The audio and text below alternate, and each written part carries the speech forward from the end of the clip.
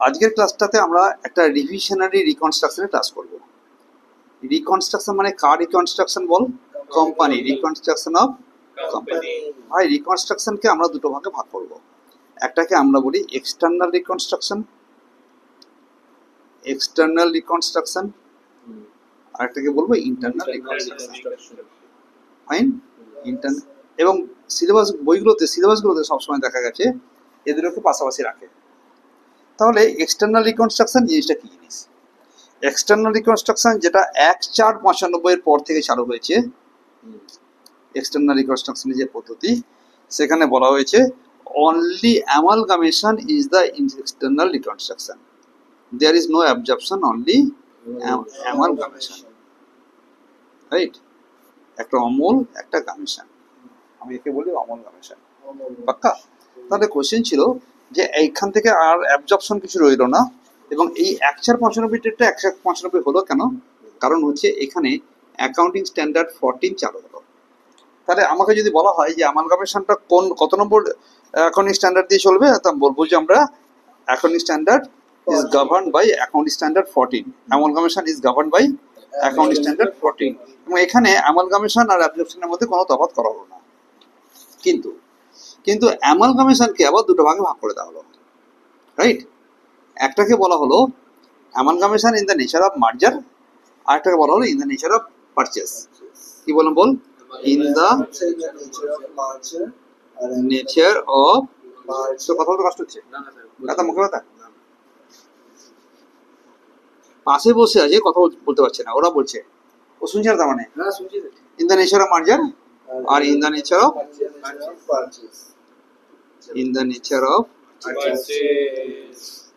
এটা purchase.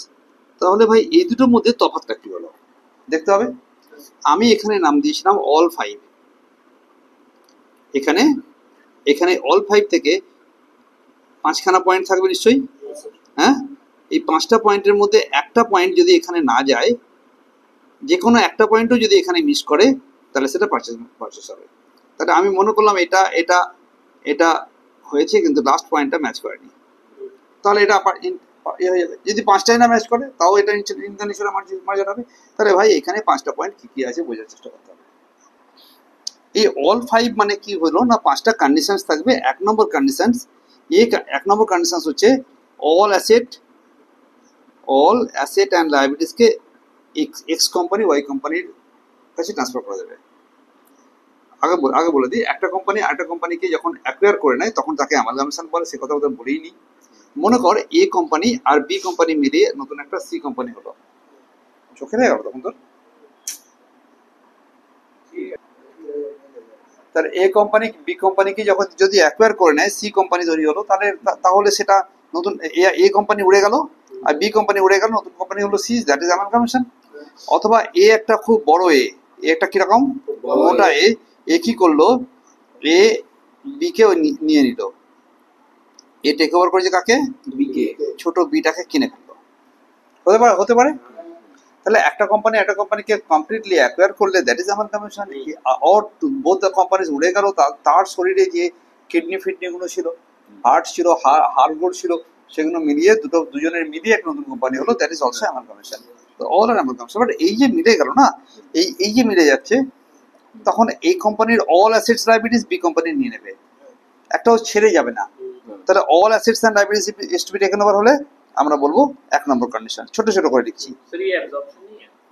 No, और पहले ऐसा बोलता था, इसको एब्जॉर्प्शन कहा था, तो अभी absorption word is already been deleted from the accounting. Okay, actually কোনো লজিক নেই, there is no such logic. কথা বলতে গেলে আমাদের ভিডিও বড় হয়ে যাবে। কারণ আমি কি আলটিমেটলি কি হলো না, বি কোম্পানি মরে গেল, এ কোম্পানি নিজে ছিল, ওর অ্যাসেটগুলো নিয়ে নিল। আর এখানে কি হলো, এ কোম্পানি মরলো, বি কোম্পানি মরলো, সি কোম্পানি জেনারেট করলো, জন্ম হলো। তো অসুবিধা কিছু নেই, সেম থিং।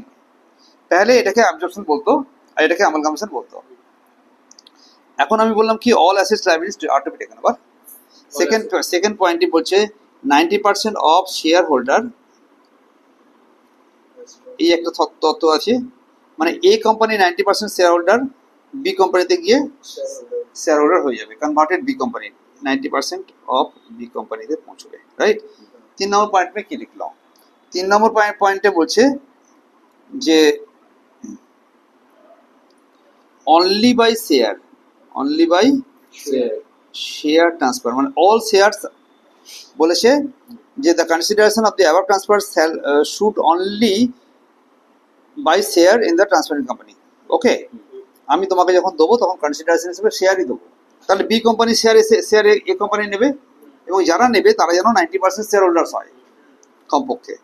যদি কোনো ফ্র্যাকশনাল দরকার লাগে, যে অল্প কিছু টাকা পয়সা দরকার লাগে, ফ্র্যাকশনাল ক্যাশ হতে পারে। পয়েন্ট 3 বোঝা যাচ্ছে? ভেরি ইম্পর্টেন্ট পয়েন্ট, কিন্তু পরীক্ষাতে আসবে এটা, হ্যাঁ, থিওরিটিক্যালি আসবে এটা, এবং এসেছিল দেখলাম তো কোশ্চেনে। দ্য বিজনেস অফ দি বলেছে যে সেম বিজনেস ক্যারি করতে হবে। মনে কর ম্যাকডোয়েল কোম্পানিকে কেউ কিনে নেবে, তো ম্যাকডোয়েল কি তৈরি করে? মদ তৈরি করে। কি তৈরি করে? হ্যাঁ, ম্যাকডোনাল্ড না, ম্যাকডোয়েল। তো ম্যাকডোয়েল মদ তৈরি করে, তো ওকে যে কিনবে, বুঝলি, ওকে কিনেছে দিয়াজিও বলে একটা কোম্পানি, ইংল্যান্ডের দিয়াজিও। তো দ্যাট কোম্পানি ইজ অলসো, মানে ওকে ওই যদি এটা মার্জার মেথড হয়, তাহলে ওকেও কিন্তু ওই মদ কোম্পানি এ মদই বানাবে, অন্য কিছু বানাবে না। কাল থেকে মিনারেল ওয়াটার বানাবে বলে বিজ্ঞাপন দেবে, ওসব চলবে না। কিংফিশার নেচার চেঞ্জ করবে না। তাহলে সেম বিজনেস করবে, সেম ক্যারিড অন, পাক্কা। আর একটা কথা বললো 5 নম্বর পয়েন্টে বললো যে এক্স্যাক্টলি বুক ভ্যালুতে ট্রান্সফার করতে হবে, রিভ্যালু করা যাবে না। Only at book value transfer, book value, হ্যাঁ, only at book value transfer should be made only at book value, no revaluation, no. এই 5টার মধ্যে আমি দেখেছি শেষের পয়েন্টটা প্রায় ম্যাচই করে না, মানে হামেশা সবগুলো করলো, তারপরে বললো যে একটা কিছু অ্যাসেটকে রিভ্যালু করলো, সবগুলো করে বললো ডেটাসটা not taken over by the new company. তাহলে হয়ে গেল কোন মেথড? তাহলে এটা পারচেজ, রাইট?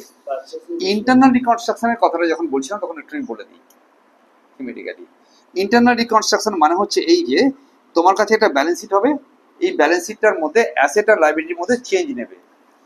এখানে মোটেই দুটো কোম্পানির ব্যালেন্স শিট আসবে না, ওয়ান কোম্পানি। কি বললো?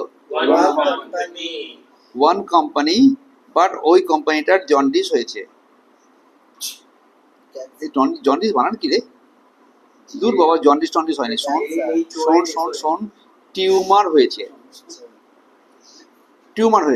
তোমায় ওই টিউমারটা কেটে বাদ দিতে হবে, দিয়ে ওকে হালকা করতে হবে, রাইট? আর টিউমার মানে হচ্ছে পিএল, টিউমার মানে PL debit is your tumour. কোম্পানিতে এই টিউমার হলো পিএল ডেবিট। আমি একটা নতুন করে ব্যালেন্স শিটটা বানিয়ে দেবো, একে বলে ইন্টারনাল রিকনস্ট্রাকশন। এই ব্যালেন্স শিটে আগে ছিল শেয়ার ক্যাপিটাল 10 লাখ, এখন হয়ে যাবে মেবি 4 লাখ, কমিয়ে দেওয়া হলো। একদম পরিষ্কার বোঝা যাচ্ছে, থিমেটিক্যালি ক্লিয়ার হচ্ছে। অঙ্ক কি করে করবো পরে বলছি। মনে কর আগে ছিল প্রেফারেন্স শেয়ার্স 10 লাখ, এখন হয়ে গেল 3 লাখ।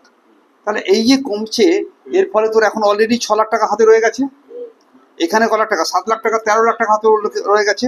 তোর এখানে পিএল ডেবিট ছিল মেবি 20 লাখ, তা এখন তো 13 লাখ হলো ভাই। তার আরো কিছু করি, বললাম ক্রেডিটার্সকে, বললাম তোমাকে এত দেওয়া যাবে না, তোমার ক্রেডিটার্স ছিল 10 লাখ, রাইট? তোমাকে শেয়ারে ট্রান্সফার করে দেবো, তোমাকে এবং শেয়ার দেবো 5 লাখ। তাহলে এখান থেকে 5 লাখ বাঁচলো। কিছু না কিছু বুদ্ধি করবে, এই প্রত্যেকটা আইটেম ওয়াইজ একটা করে জার্নাল করতে হয়, আর কোনো অঙ্ক না এটা, রাইট? এর অঙ্কটা ফার ইজি, প্রত্যেকটা কিছু। মনে কর আমার কাছে অ্যাসেট ছিল, তো আমার কাছে কিছু অ্যাসেট ছিল, অ্যাসেটটা বাড়িয়ে দেওয়া হলো, তাহলে অ্যাসেট বাড়িয়ে দিলে কিছু লাভ হয়ে গেল। এইভাবে একটা লাভের খাতা বানানো হলো, রাইট? এটা লাভের খাতা বানানো হলো। এটাকে বলা হলো এটাকে কি বলা হলো? একে বলা হয় রিকনস্ট্রাকশন অ্যাকাউন্ট। ওকে, রিকনস্ট্রাকশন, হ্যাঁ, একটা রিকনস্ট্রাকশন অ্যাকাউন্ট বা এরকম কি একটা নাম আছে, মাথায় কাজ করছে না এত কিছু একসঙ্গে। রিকনস্ট্রাকশন ফান্ড তৈরি করা হলো। এই ফান্ডটাকে ইউজ করে আমি 20 লাখ টাকাটাই, মানে 20 লাখ টাকাটাই ইউটিলাইজ করবো। এই যে রিকনস্ট্রাকশনের গল্পটা বললাম, তাহলে আমি এখনো পর্যন্ত আমালগামেশনের গল্পের কাহিনীটা বলেছি, অঙ্ক কি করে করা হয় বলিনি, আর ইন্টারনাল রিকনস্ট্রাকশনের আমি স্টোরিটা বললাম। এখান থেকে আমি এই 20 লাখ টাকাটা ইউজ করব। এদের যদি গুডউইল থাকতো সেটাকে খাওয়াতাম, রাইট। এদের কোনো প্রিল এক্সপেন্সেস, এদের কোনো ডিসকাউন্ট, মানে বেকার অ্যাসেটগুলোকে কমিয়ে দেবো, দিয়ে নতুন করে একটা ব্যালেন্স শিট হবে যার পেটের মধ্যে কোনো কি থাকবে না, টিউমার থাকবে না, no tumour, clean balance sheet হয়ে গেল একটা। এই ইন্টারনাল রিকনস্ট্রাকশনের জন্য আবার দুটো মেথড ছিল, রাইট। একটা হচ্ছে থ্রু শেয়ার সারেন্ডার অ্যাকাউন্ট, আর আরেকটা হচ্ছে normal not through share surrender account. তাহলে একটা হচ্ছে উইদাউট শেয়ার সারেন্ডার অ্যাকাউন্ট, হ্যাঁ। একটা কি বললাম, উইদাউট শেয়ার সারেন্ডার অ্যাকাউন্ট, মানে থ্রু সারেন্ডার অ্যাকাউন্ট নয়। আর একটা হচ্ছে কি বললো, একটা হচ্ছে থ্রু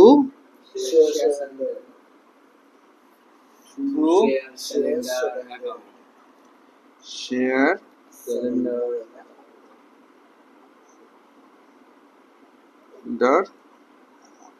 এইখানে কি হয়, স্টকটাকে স্প্লিট করা হয়, কি বল, স্টক স্প্লিট করা হয়, এবং এটার জন্য আলাদা করে ভিডিও শেখানো আছে যে কি করে আমরা স্টক স্প্লিট করে এটা করে থাকি, রাইট। খুব ভালো করে করেছিলাম আমার মনে হচ্ছে কদিন আগে। আর এখানে কি হলো, শেয়ার সারেন্ডার অ্যাকাউন্ট না হলে আমরা স্টেট ওয়েতে একটা করে ইয়ে করবো, যে ভাই আগের শেয়ার ক্যাপিটালটাকে ওল্ডটাকে আমি ডেবিট করে দেবো, নতুন শেয়ার ক্যাপিটালকে নিয়ে আসবো, একটা করে অনলি জার্নাল হবে ডিরেক্ট লেভেলে। তাহলে এখানে কি হবে, শেয়ার সারেন্ডারের থ্রুতে আমি ট্রান্সফার করবো এখানে এটা। তাহলে আমি এখনো পর্যন্ত কি শিখলাম, এক্সটার্নাল রিকনস্ট্রাকশনটা দুভাই হলো, এক্সটার্নাল অ্যান্ড ইন্টারনাল। এক্সটার্নালরা আবার দুভাই হলো, in the nature of merger, in the nature of purchase. কোনটাকে মার্জার বলে না, 5টা শর্ত পালন করলে মার্জার হবে, 5টা শর্তের মধ্যে কোনো একটা ফেল করলে তাকে বলবো পারচেজ। ইন্টারনাল রিকনস্ট্রাকশন মানে হচ্ছে একটাই কোম্পানির ব্যালেন্স শিটকে আমি নতুন করে বানাবো এবং সেখানে অনেক প্রুন করে নেবো, ছোট করে নেবো। কি ছোট করবো না, আমি কিছু লাইবিলিটিকে ইদার কমাবো আর অ্যাসেটকে বাড়াবো, বাড়িয়ে ফান্ড তৈরি করবো, ওই ফান্ড দিয়ে আমি আমার যেগুলো খারাপ অ্যাসেট আছে সেইগুলোকে ডেবিট করে দেবো, ক্রেডিট করে দেবো, এই ফান্ডকে ডেবিট করে দিয়ে মানে উড়িয়ে দেবো। অ্যাসেটকে উড়াতে গেলে কি করতে হয়, ক্রেডিট করতে হয়, হ্যাঁ। আমি ক্রেডিট করে জার্নালটা করে দেবো। এখানে এই জার্নাল করার পদ্ধতির মধ্যে দুটো ভাগ হতে পারে, একটা থ্রু সারেন্ডার অ্যাকাউন্টের মাধ্যমে করবে, একটা শেয়ার সারেন্ডার অ্যাকাউন্ট করবে। শেয়ার সারেন্ডার অ্যাকাউন্টটা কখন অ্যাপ্লিকেবল হয়, only in case when the shares are split.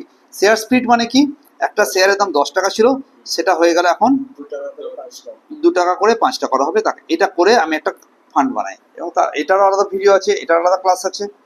আমরা মার্জার মেথড অ্যান্ড পারচেজ মেথডের আলাদা ভিডিওতে ক্লাস করে শেখানো আছে। এইটাতে থিমেটিক্যালি বোঝা গেছে যে আমরা কি করতে যাচ্ছি, ক্লিয়ার।